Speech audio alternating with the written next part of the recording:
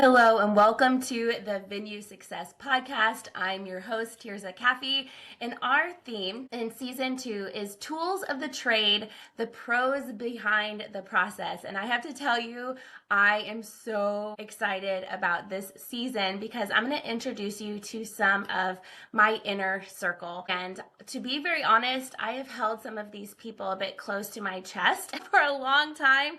And so here we go. I am opening the doors of all of the people that I have in my toolbox. So I'm starting the season out with some of my closest pros, like I said. And so I knew from the very beginning when I was thinking through season 2 that my friend Jarek with Hitched Marketing, the venue scaling system, he had to be one of the first ones that we had on the show. So I'm so excited to introduce him to you. So welcome to the show, Jarek. This episode is going to have tremendous value for you. And these pros that are coming on to the season, this isn't all going to just be one big fat commercial. That's not the point. These pros are here to help give you some tangible advice in their areas of expertise. So just hang on to your seats, guys. Today is going to be a great episode. But before we get to the interview, you know what time it is. It's time for Crazy Stories with Tirza because people have lost their minds. And you know it's true. So this is one of the reasons why we are very adamant that people have a seating plan at their venue for the reception, because we have seen time and time again that if people come into a reception and they don't know where to sit, even if they're 60 years old, they're like a little middle school kid that doesn't know where to sit in the lunchroom, and they get super stressed out. And sometimes they actually will leave if they don't know where to sit. And that is exactly what happened at this wedding. So we had a wonderful client. Their wedding was perfect, and we were getting ready to introduce them. I was actually producing this wedding myself, and we were getting ready to introduce them and the bridal party into the reception. So I always go into the reception hall, check with the DJ, make sure everything's good, and I was coming back out to kind of get everyone finally lined up and all that jazz. And this gentleman grabbed my shoulder and he's like, "Excuse me, lady, I don't know where to sit." And I was like, "Okay, I'm happy to help you, but I have to do this grand entrance really quick." And he's like, "Well, my name isn't on that seating chart." And I was like, "Okay, sir, we'll figure that out for you, but I'm going to need you to hold tight for a minute because we're doing the grand entrance and then they're going to have their first dance. It's just going to be like 10 minutes, but just stand right here. I'll get it taken care of for you." Well, in that course of time, evidently he could not wait that 10 minutes for all of these festivities to happen. And he got absolutely pissed off. He stormed out with his partner and went home. And by the end of that wedding, we had a scathing 1-star review on our Google.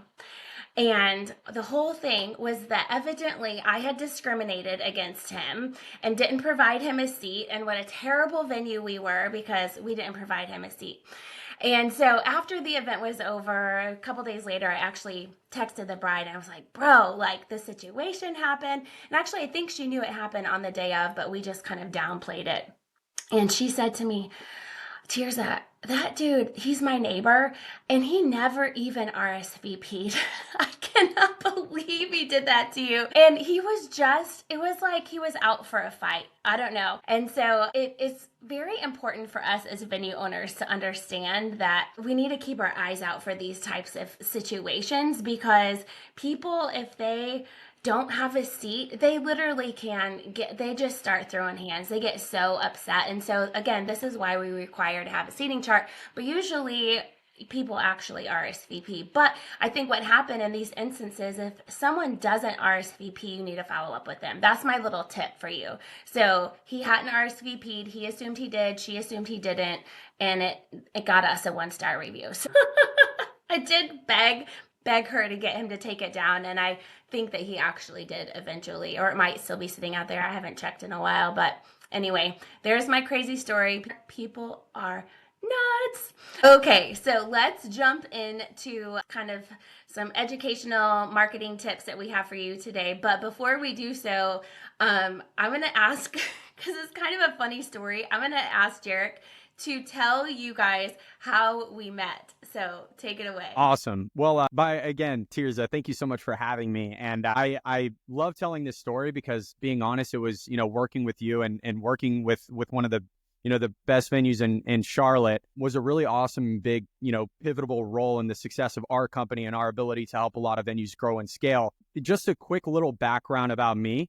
After, working at a wedding venue just right out of high school, I worked at a local wedding venue just outside of Waco, Texas. And I helped them implement a simple and repeatable way to get more leads, get more tours, get more bookings. I decided in 2019 to actually, start helping other venues do the same. And it wasn't until about 2021 that it was like, okay, like we've helped plenty of venues do this, implement a way to attract new clients, to get more tours, get more bookings, that we started actually advertising ourselves and putting ourselves out there because we knew we had a product that worked at that point, and we knew we could help venue owners grow and scale. And that's whenever I was like, okay, now it's time to help a lot of other venues do the same. And one of the original ways that I was doing that is I was doing probably what a lot of you venue owners are doing right now, was sitting inside of these engaged couples Facebook groups on, and waiting for people to post or comment, like, we're looking for a venue in X area. I was doing the same thing, but I was doing the same thing inside of, just wedding pro communities, right?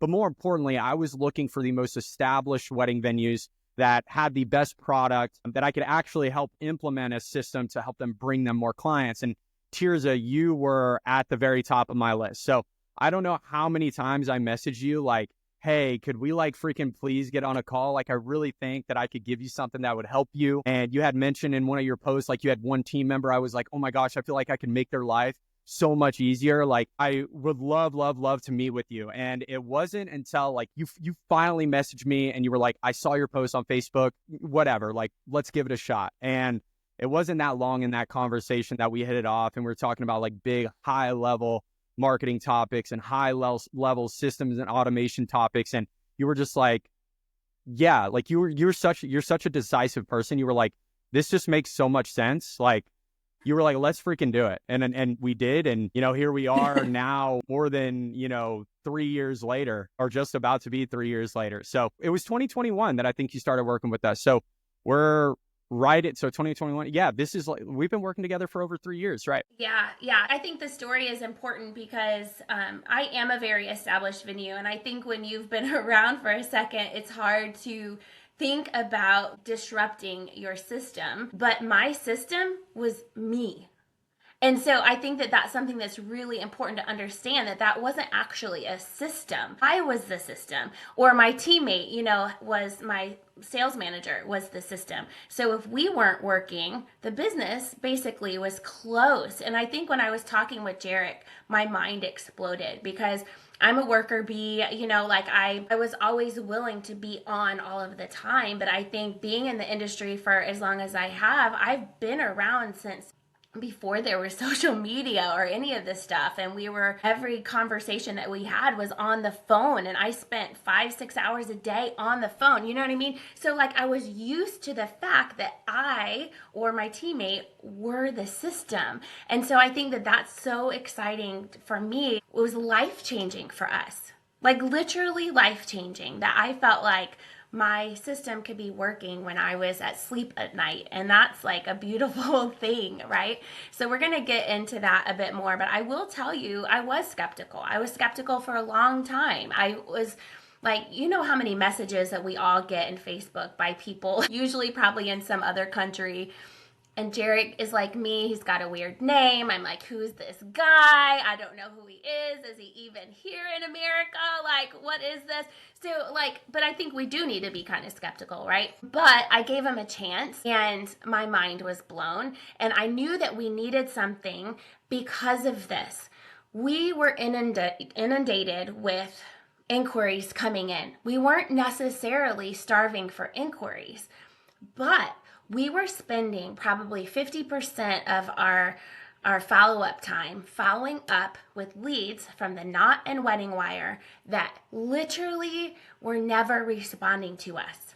And we were manually doing this. So if you think about that, we were getting anywhere from 300 to 400 leads a month, And on average, and I track this for months and months, and actually this is why I allowed Jarek to have a conversation with me, because we were coming off of 2020. I was so burnt out. We all were, right? Anyone that was around during that time, I would go to bed at night and I would say to my husband, if I have a stroke tonight, I love you. Like I laugh about it now, and thank God I could laugh, but literally I thought I was at the end of myself. And I was getting really frustrated at the resistance that I was feeling with this marketing agency that I was paying over $3,000 a month for. And it was totally broken. And I'm like, I'm paying someone to follow up with leads that are dead.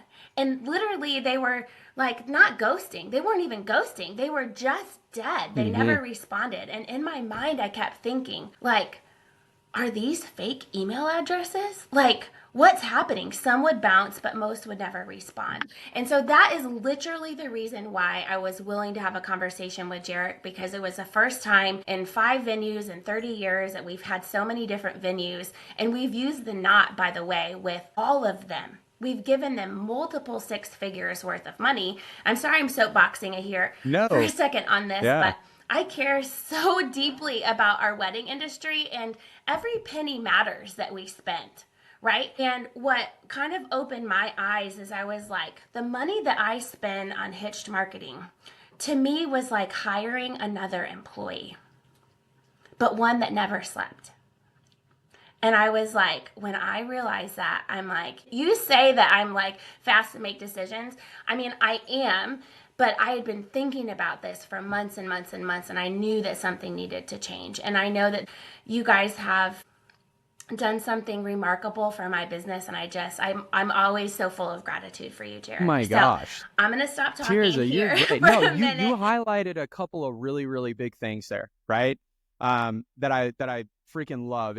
And one of them was, the importance obviously of systems, right? And I know we talk very broadly about systems. So James Clear says that you don't rise to the level of your goals, you fall to the level of your systems, right? And your ability to want to have something that's running in the background while you are, or that's able to work for you while you're sleeping, that's able to automate, maybe some of the tasks that are just so repetitive that your team is having to do that isn't actually generating revenue. It's not generating money. You're paying somebody so much money to do that a system can do in a much more effective way for a fraction of the cost, right? And I think what's really important there, and whenever, venues, and every business just has so many options to go to whenever it comes to systems, right? Like there are 1,000 million trillion different CRMs that you can go to, whether it's, Dubsado, Honeybook, Go High Level, Triple C, Aisle Planner, Planning Pod, whatever it may be. And what you said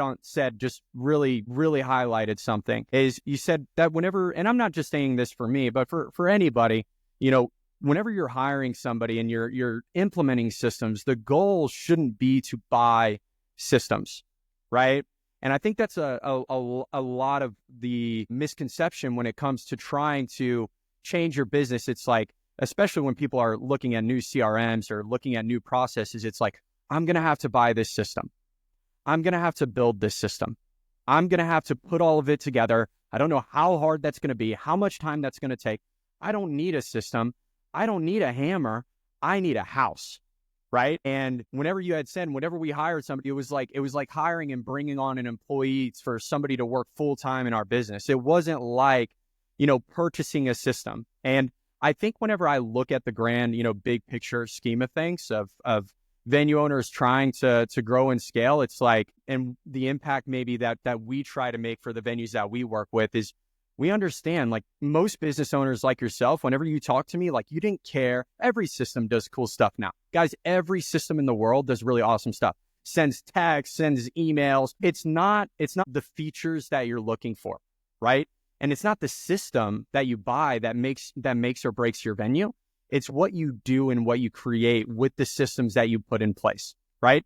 So which I think is a really awesome testament to what you did. It was like, and whenever we were talking, you were like, hey, like, I know I need systems, but am I going to go buy a system, or am I just going to buy the house that's done ready? But yeah, I thought that was powerful. Right, right. And let me tie a bow on that whole situation. And this is probably a very important thing to tell listeners is that I was so afraid to get rid of this, probably the most recognized marketing company in the world. And they've done a good job marketing themselves. I was so afraid to stop marketing with the Knot and Wedding Wire. I was afraid that it was going to hurt my business. And I think that there's a lot of people that feel that way, but I cut ties. Mm-hmm. I cut ties with them. And I have to tell you, I've never missed a beat, even during COVID. And so it was like, I mean, the fallout, the years following that, it was a very scary time for me to kind of make that change. But I was hungry for it. And I have to tell you, I never, ever missed a beat. And actually, it got so much better because the leads that we had coming in were real human beings. And so we weren't wasting time following up with people that actually weren't even interested to begin with. Yeah. And so I think that was a game changer for us, having real leads coming in. So let's talk a little bit about running Facebook ads and Instagram ads, because I know that this is a hot topic. A lot of venues are doing this. Mm-hmm. They're doing it themselves. They're just boosting posts and thinking that that's the same as running ads. Mm-hmm. So why should venues run ads on Facebook and Instagram? Yeah, and I think that this can be taboo because, especially a lot of people make misconceptions about advertising on Facebook and Instagram just based on maybe their prior experiences or maybe what other people have told them from their experiences being on these platforms. If we zoom out for a second and you just think about advertising in general, right? What you're really looking for, regardless of where you're advertising, Wedding Wire or the Knot, Here Comes the Guide, if you're putting up a billboard, if you're putting a post in a magazine, it's not what you're really aiming for is you're thinking about where is my audience spending the most time and what is the most effective and cost efficient way to actually reach them, right? And whenever you just ask that question, like how can I, most venue owners, the biggest issue that they run into is that just people don't know that they exist, right? And so you have to think about where are these couples at and how can I get in front of them in the most cost effective and efficient way possible? And that's where Meta and that's where Facebook and Instagram actually comes in. And when we start with that baseline reasoning of, hey, there's 1.59 billion daily active users on these platforms, right? On top of that, Facebook and Instagram knows everything about you, right? So you can use all the information Facebook knows to target exactly who you want. And then you can spend $5 to $10 a day and reach thousands of engaged couples in your area. That's most people spend more than that on a cup of coffee every single day, right? Instead of getting in front of their couples. And everybody thinks it has to be so expensive to run ads there. And that's a misconception as well. It really, and then you add on really briefly, 25 to 35-year-olds are spending a bare minimum of 3 hours a day on these platforms. So not only are they on these platforms, spending a lot of times on these platforms, but you're able to target them really easily based on the targeting algorithm that Facebook sets up to make it the most cost-effective and efficient way to actually advertise your business. In my opinion, you look at the only other social media platforms that people are spending time on are, for example, like TikTok, Snapchat, and then there's other platforms that are more search engines that are like Google, YouTube, etc. And what I think makes Facebook, especially amongst the social media platforms, more powerful than all the rest is one, versus like Facebook and Instagram versus like the new route with TikTok, being one that TikTok doesn't get banned. If I were advertising on social media, I'd go right to Facebook and Instagram versus other platforms just because it's been around longer than everybody else and knows more about everybody than everybody else. It's a lower barrier to entry. Again, very small amount of ad spend actually required to reach engaged couples on these platforms. And then on top of that, why I would advertise on these is I would say it's more user friendly, and more important, the targeting is so detailed. It's nothing like you can experience anywhere else. I mean, the ability to send the contact information of a couple that has just booked with you and being able to send that back to Facebook and Instagram and say, hey, Facebook, Instagram, go find this person. They just paid me $20,000. They just booked a wedding with me. Go find more people like this, right? Where you're able to really make it a bullseye on every single throw. That's why I would advertise on Facebook and Instagram. If I had $500 to my name, that's exactly what I would go and do. If I needed bookings now, if I needed bookings fast, I'm going on Facebook and Instagram for sure. Okay, so a lot of people in, I think the venue space specifically, because our overhead is so high, higher than any other wedding professional, right? So a lot of them are like, I'm going to do this on my own. So I'm going to focus on posting and doing creative reels and doing a lot of like organic day of, like a day in the life and like, posting in their stories and blah, blah, blah, blah, blah, thinking that that is what they need. So like and obviously I know we need to have some of that organic stuff, right? They need to see that we're real. They need to kind of get a pulse on who we are. But what's the difference between like running these targeted ads like you're talking about and posting organic content on social media, if that makes That's sense? a really great question. I think for the most part, yes, you're totally right. First of all, organic content and posting content is incredibly important, right? And I'm not devaluing posting on your social media platforms at all. The best venues that we work with, yes, they do post consistently on Facebook and Instagram, right? But let's think about who we're reaching every single time that we're posting a reel and why it would be more effective, and not more effective, but maybe in conjunction with Facebook and Instagram that can help you scale even faster. First of all, most venues that are posting on Facebook and Instagram, they recognize one thing. They're posting on these platforms because they know the couples are using these platforms. Now, you can either hope that the algorithm is going to get in front of these couples for you, hope and pray, and it's not just your cousins, your aunts, your uncles freaking seeing all your posts and liking them, which a lot of venues tell me that's exactly what's happening. It's people that already know that they exist, that's liking and engaging with their posts. And couples are doing so, but they found out you existed, a long time ago, and now they're in your web. What advertising does is gets more people in that web faster in a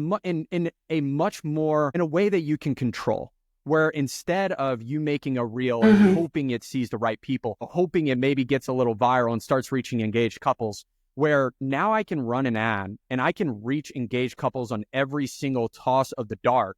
And I can generate leads. And if I don't generate leads, I can get them to engage with my post. And now I can get them in my web where they're now seeing my organic content.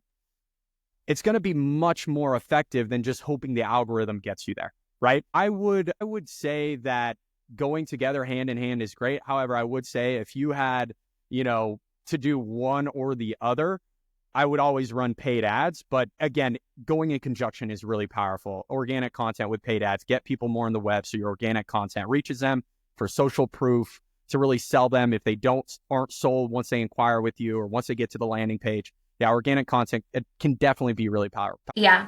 And I think I would just say, just one little sidebar, there's a lot of, in general, venue owners tend to be some of the older generation. And I think that there are some younger venue owners coming about, but it takes a lot of overhead to start a venues because it's a bit of an older generation that runs venues. This is a very overwhelming topic for a lot of people because you're like, I don't even understand this social media. And a lot of us feel a lot more comfortable with Facebook. Like the older generation feels more comfortable with Facebook. But the younger generation, they're on Instagram, right? And so it really is kind of both of them because we want to hit the moms on Facebook and we want to hit kind of our ideal clients on Instagram, but a lot of you are freaking out about what to post your organic content.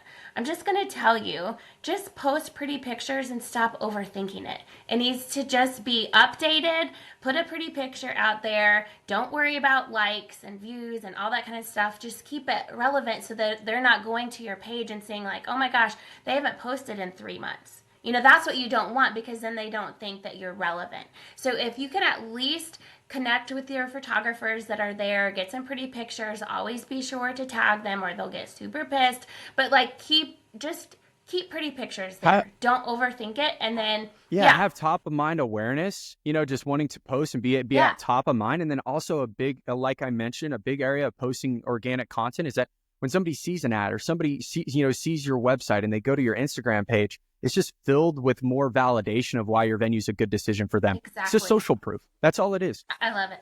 Exactly. 100%. Stop overthinking it, you know? Now, what is some practical advice that you could give to venue owners to help them start running their own ads? Because I know this could be overwhelming for people, or improve their performance running ads. So maybe they're already doing it, but they're not seeing a lot of good, response to it. What is something that you can do? Like, what's something that they could do to improve their ads? So first of all, I think I can definitely break this down and to anybody, whether you have no knowledge of how to run ads or you don't know where to start, or maybe you are spending money on ads, but you're not getting the best return that you hope that you would. I think, I think I can break that down and give some ways that you can make actionable steps today to run your first ad or improve your ads, today. So, first of all, just in terms of advertising in general, again, it's always the goal is to just reach the people that you want to reach, get them to stop their scroll and recognize that your venue exists, and then give them a call to action to give them something they really want in return for their first name, last name, email, and phone number. Okay. So with Facebook and Instagram, there's an ad and it's broken down into three. The ad itself, when advertising, it's broken down into three categories. It's going to be one. Okay. So first of all, one, don't boost posts, guys. Boosting posts is a money grab by Facebook to get you to spend $20 here and there without having real control of one, the people that you're targeting, who they are, where they're located. And then on top of that, being able to split test different creatives and different audiences to actually make sure that you're getting the best results possible. Whenever you're like, Facebook's like, this reached X amount of people, spend this much and reach this more people. It's like, don't do that. Get inside of the ads manager. It's very simple. You just go to adsmanager.facebook.com. I think that's what it is, where you can actually set up your own campaign structure and set up the ads you want to in a much more efficient and targeted way that has a more systemized framework. Okay. So step number one, get out of there. Okay. Go inside of your ads manager. It's very easy to say, create a new ad. And all you have to do, and I'm going to break it down really simple steps. Okay. You have to start with creating a campaign. Inside of a campaign, okay, is an ad set.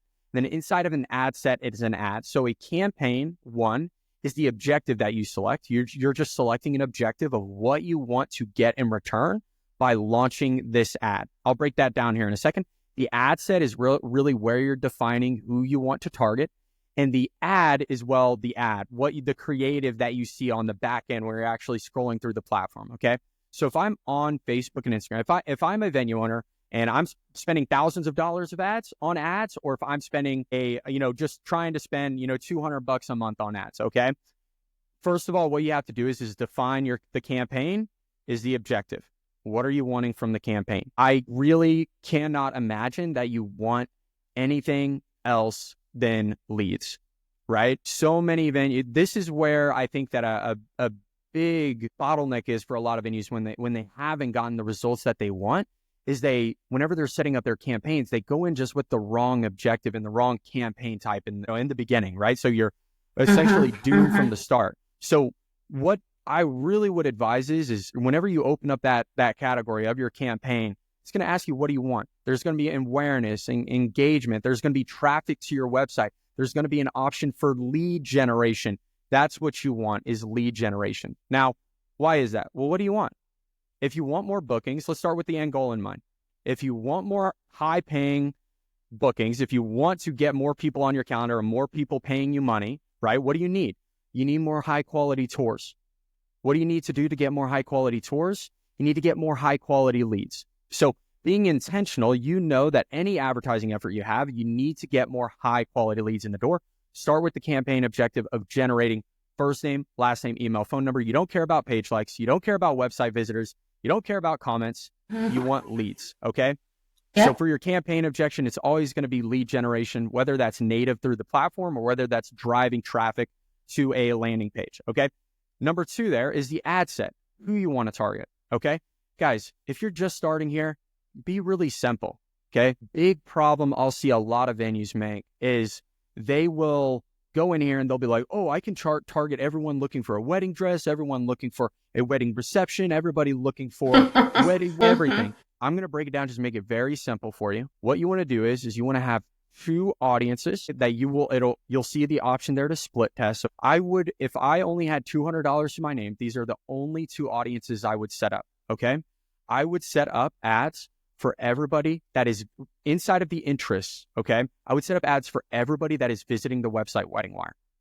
If you are running ads on Facebook and Instagram, you need to know that every single time, instead of just like paying to be listed on the site, Wedding Wire and the Knot, instead, and just like waiting for them to find you on a list of thousands of other venues in your area, right? Instead of doing that, based on their online behavior, whenever they go visit these sites, that information gets on their digital footprint and it automatically populates inside of Facebook where I can target everybody that is actually interested in paying and logging on and visiting this website, right? So I'm able to reach them in a way that separates me from my competition. And do you want everybody in a 50-mile radius that is visiting the website Wedding Wire to know that you exist? Yeah, just run that target audience and that will happen, right? It just gives you the option. It says Wedding Wire quotations website, okay? That's just one, okay? Next one is just engaged couples, right? It's really that simple. And it is just the relationship status engaged. When somebody, and when somebody changes their relationship status to engaged, do you want them to know that your venue exists? Probably, right? So Facebook gives you a really easy way to do that. And just right there alone, you're spending $5 to $10 a day. You're able to reach thousands of people that are in your area that are visiting the website Wedding Wire and have recently set their relationship status to engaged. It's like a bullseye every single throw. Okay. So you know what objective you're wanting. You know who I just broke it down. No, put a 50-mile radius of your venue if you don't know where to go, or a 50-mile radius of the nearest big city, right? Don't do a trillion different locations, right? Just focus on the area that you were like, okay, if I want all the engaged couples in my area to know that I exist, this is where it would be. Just focus on that one for the time being, okay? Last but not least here, and don't select a bunch of interests, just select the two that I gave you. And by the way, this is really awesome for getting to the moms too, right? If that's something you feel called to do, because looking for wedding venues in your area, regardless of what their relationship status is, I still want to collect their first name, last name, email, phone number. Being honest with you, I always want their contact information. Now, that being said, moms are visiting the website Wedding Wire, right? So, and not everybody sets their relationship status to engage. Not everybody has Facebook. So that's where that Wedding Wire interest is really, really powerful. Question. I'm about to go into an ad that's really is going to help. I think most venues go from like getting nothing from Facebook to actually generating leads like really well by going over maybe just the ad breakdown. But is there anything that you felt like, maybe I should elaborate on there, or did I describe that decently?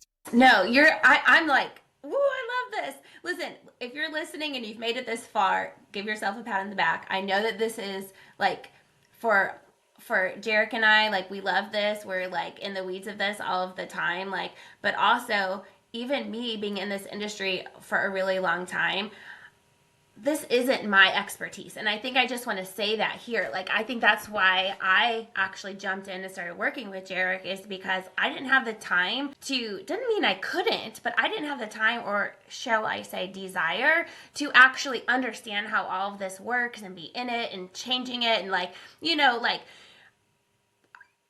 that's why I'm just so grateful for people like you that can actually go in and like do some of this for us. So you don't have to understand all of this. But what I really appreciate, Jarek, is that you're giving us your secret sauce. And I'm grateful for that. And I know a lot of people listening are going to be really grateful for that. Here's my old lady question that I have I think I asked you this too.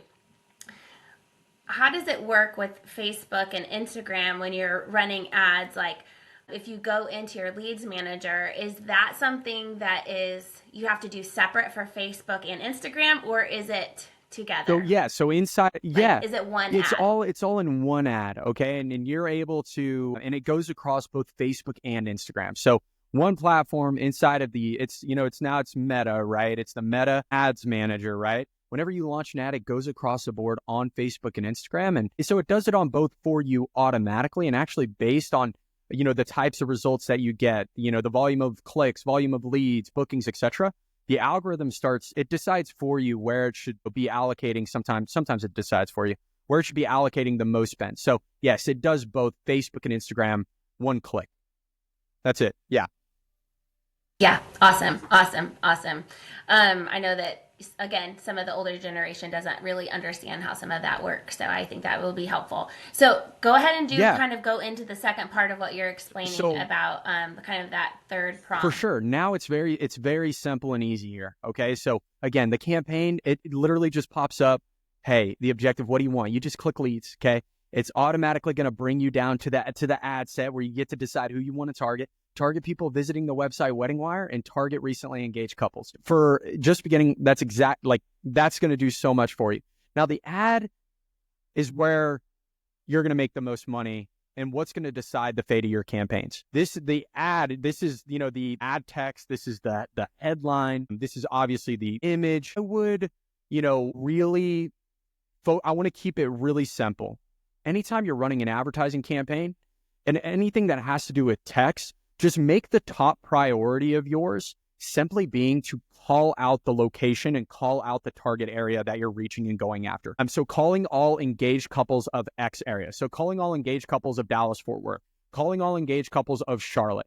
The only point there being an ad in the first place is just to get to people to stop their scroll and know that you are speaking to them. So a couple's going to see your ad and it's going to say calling engaged couples of X, right? And I'm an engaged couple of X.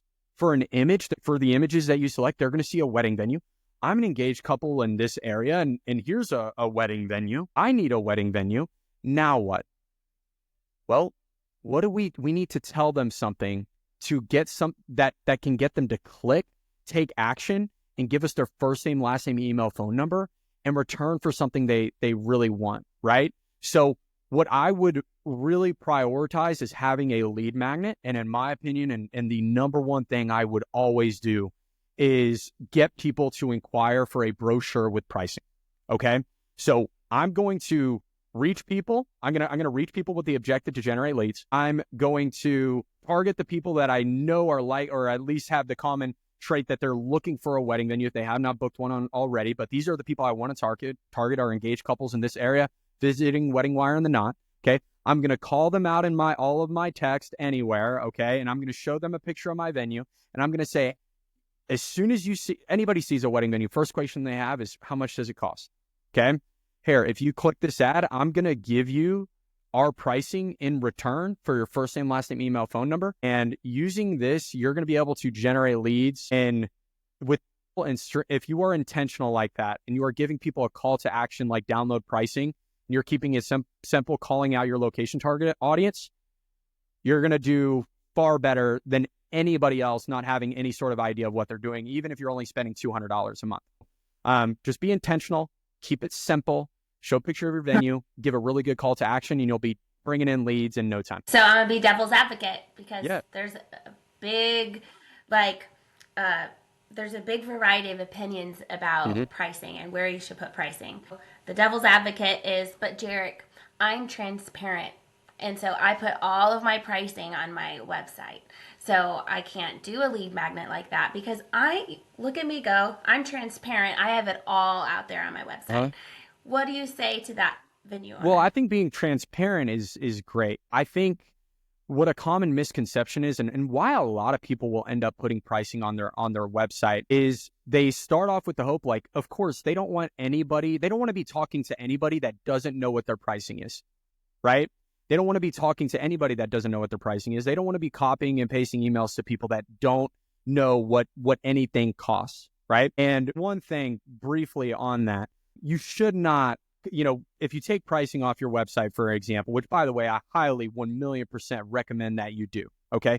You're missing out on dozens and dozens, probably hundreds of sales opportunities every single month from people going and visiting your website, they're getting the number one thing that they actually want from you right there on your site without giving you any contact information. And they're like, oh, I can afford this, or yeah, this is around the ballpark. And then they might bookmark it, and then they leave your website, and you just have to hope and pray that they come back to you, right? Whereas what you're trying to do is you're trying to turn your transparent pricing into a lead magnet where they're almost grateful that they're able to get a detailed brochure with all your pricing, what's included and what's not, where they're able to get the entire experience of what your venue offers and what it costs in a tangible brochure it's not saying oh, we don't give you pricing. It's saying, hey, download our exclusive wedding pricing brochure in return for, your first name, last name, email, phone number. And people are more than happy to give it to you in order to receive that information. Now, absolutely, where most venue owners, 100%, they're like, oh, but I don't want to have to copy and paste, pricing brochures and in emails to people. I don't want to talk to people that can't afford my venue to begin with. It's like, yeah, that's totally the goal. That's why you have a system to do that for you. To do it for you. Exactly. Right. So I tell a lot of my coaching clients, like, because there's a lot of people that want to fight about this. I'm like, listen, I don't need to fight about it because I'm right. Yeah. But I'm like, I am strategically transparent. Mm-hmm.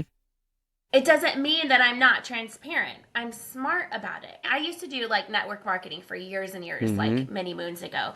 And I remember sitting under so many incredible salespeople saying, like, it takes people 6 to 8 different touch points to get them to take action on, buying X, Y, or Z. It doesn't matter what you're selling.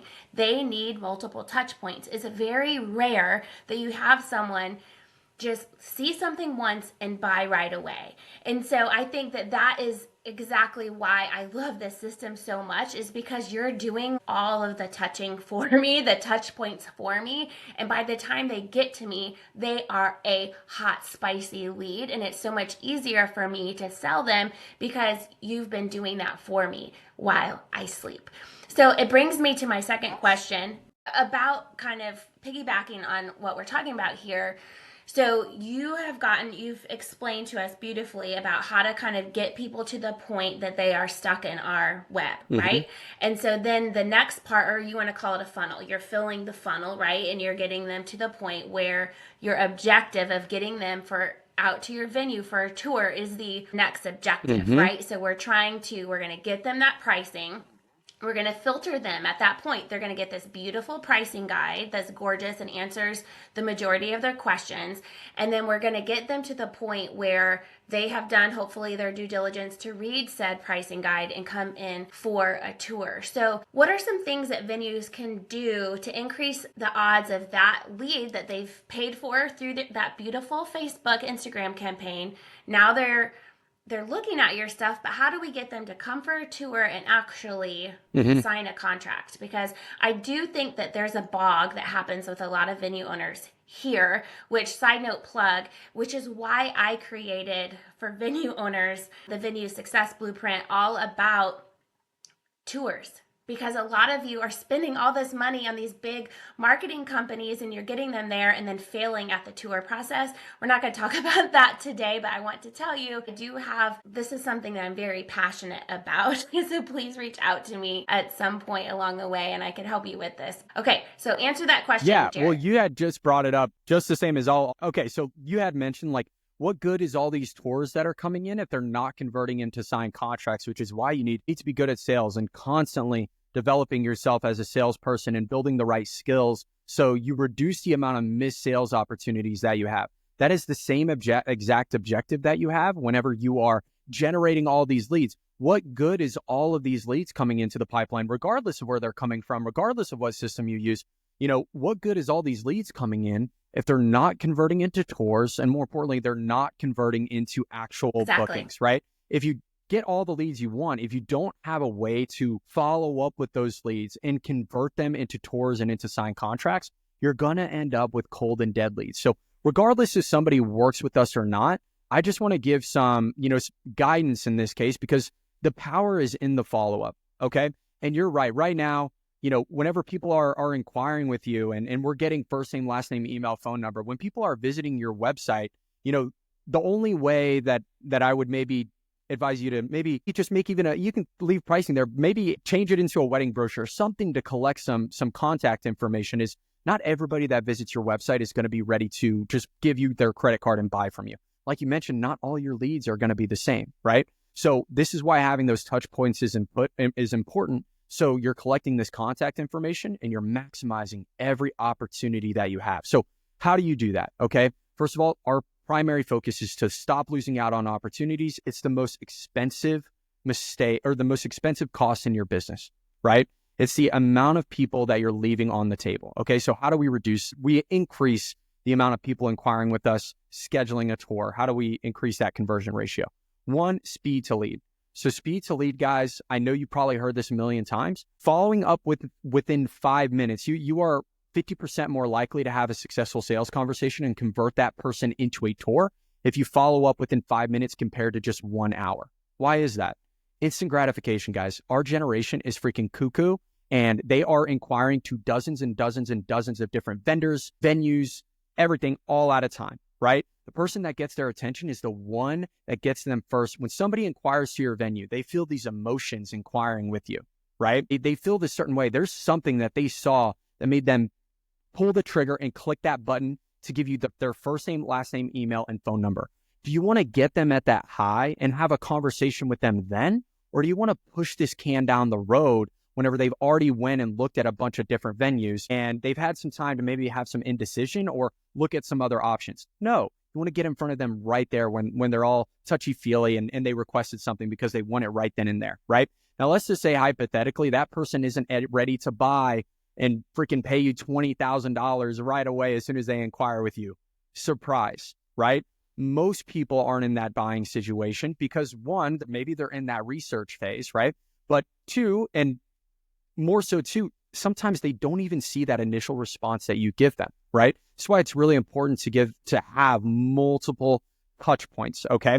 Now, just imagine it. When somebody inquires to your venue on the Knot, immediately 6 other venues pop up on their screen and they go inquire to all of them, right? Mm-hmm. So they do the same thing for dozens of venues at a time. They do it for all the vendors, DJs, photographers. Their inbox is full. Just because somebody did not respond to the initial email that you sent them hours after or even days after they inquired with you because you didn't get back to them soon enough, just because they didn't respond doesn't mean they're a dead lead. It's likely they never even opened your email, right? So not following up with multiple points of contact, I like to follow up with the span of about 13 touch points in the span of about a month using a combination of both text and email. With email, every single email that you send should be to provide value and to sell them on your venue, whereas texting is really powerful in terms of conversation. So imagine a new lead comes in, following up with both text and email. So why should you text your leads? Okay, I know this might be scary. No, I'm not suggesting you text them off your personal phone number, okay? 97% of people open and read a text message within 5 minutes of getting it, versus it's likely 50% of the people that you're sending emails to, they're not even opening it, let alone opening it within 5 minutes, right? Now, combine this with being very personalized and sending out texts with pictures and, more importantly, starting conversations. Hey, just wanted to share a few pictures of our venue with you. Would love to hear more about your wedding ideas whenever you're ready. And then a day later, they're getting an email about introducing you and the team. A day after that, they're getting an email with, a 5-star testimonial, until they're nurtured to the point where you time your emails and your follow-ups correctly, where they just get more sold and more inundated with your venue, to where you turn somebody that was just kind of looking around, just interested, to being a cheerleader for your venue and being pushing them further along in the sales process sooner than you could possibly imagine, and having your venue be the top of mind while they're in that research stage. So it's incredibly important that you follow up immediately using multiple means of communication, using both text and email, and you're also following up multiple times for an extended period of time. We send out open house invites to our couples years after they inquire with us, right? I had an open house this past year that had, and we don't even have to run ads for open houses. It's just the thousands of leads we've generated over the last several years, we're able to bulk reactivate and send text and emails to. That's the value of generating leads. You're able to have that sales opportunity forever. But what's really awesome is we'll do an open house and 50% of the leads will be from, or RSVPs will be from leads that were generated in 2022, right? And it's like, if we did not follow up with this lead, if we did not reactivate them, if we did not nurture them over an extended period of time to sell them on our venue, we wouldn't have gotten this tour. We wouldn't have gotten this booking. And that's where the money's in the crumbs. And that's why really automation's important. You can either implement some human error in this, right? And have a human do it for you. Or you can have a simple and repeatable system that does all this for you at a fraction of the cost, more importantly, in a much more efficient way, which is why we kind of trace back to why systems are important. But that is the main ways that you can actually follow up with your leads effectively and convert them into tours and lose out on missed opportunities. So let me give some real-time evidence to this because, right, so Jarek could talk all about this like systematically, like what they're creating on that side, but let me put some flesh on this. We did this recently and had someone book with us that had actually toured a year before or inquired. I can't remember if it was just an inquiry or a tour, but nonetheless, it was like a low level, like not a hot lead necessarily. And they still stayed in our funnel and we sent something else out to them. I believe it actually was for an open house and they booked.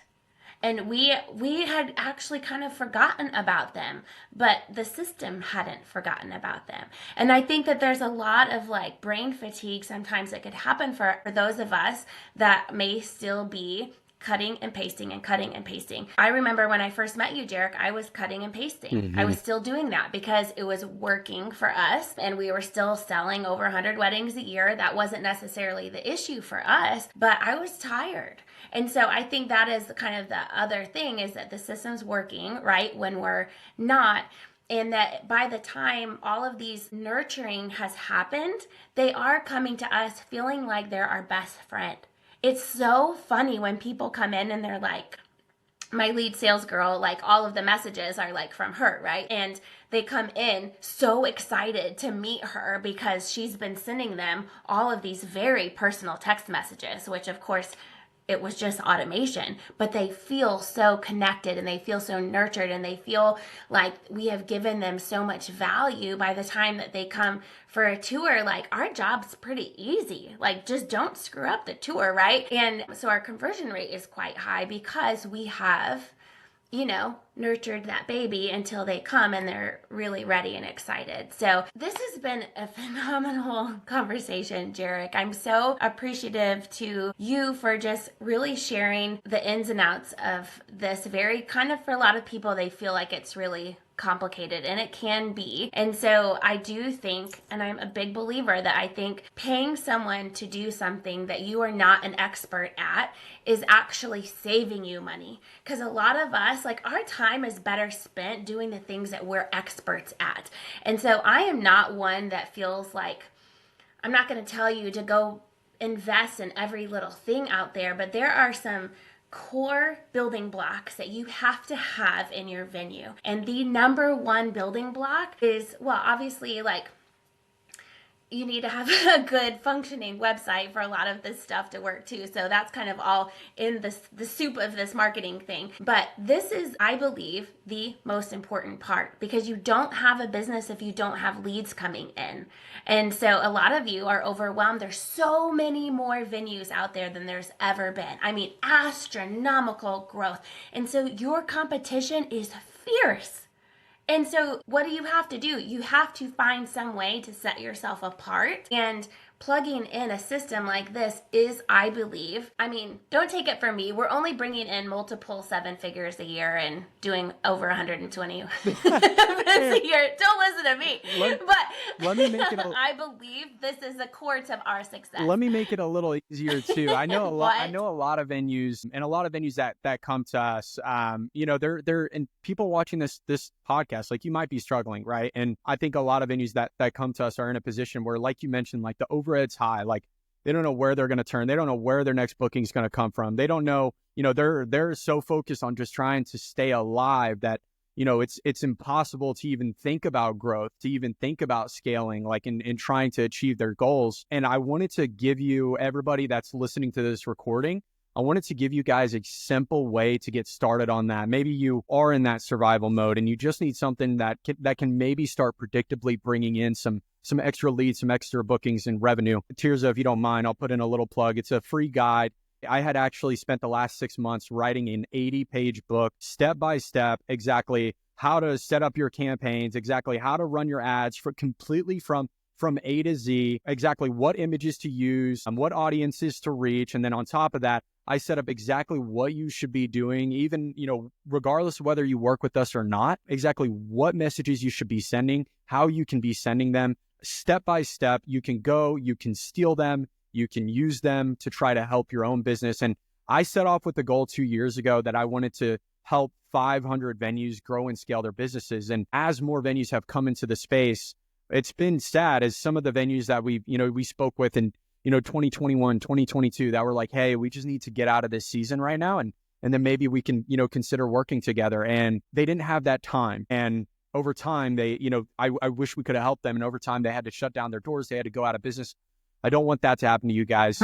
Go download the free guide. If you're in that survival state, do what you can to help your business now. And so you can start thinking about growth yeah, I wish everybody watching this the best of luck. It's always good speaking with people that want to grow and get better. So I hope you guys got some value from it. Love it. I love it. Absolutely. And we will be sure in the show notes of this episode to get those links to you for sure and all of your contact information. So I will tell you, one of the great things that Jarek and his team do is that if you're interested in Hitched Marketing, they will do a consultation call with you, kind of walk you through step by step what they do and kind of show you the back end of the system and the multiple different ways that you can work with them. And it's no pressure. It's just information, right? And I think that's the thing that I was so grateful. By the time I actually reached out to Jarek, I knew that I was ready for something and I knew something needed to change. And they did such a great job kind of explaining to me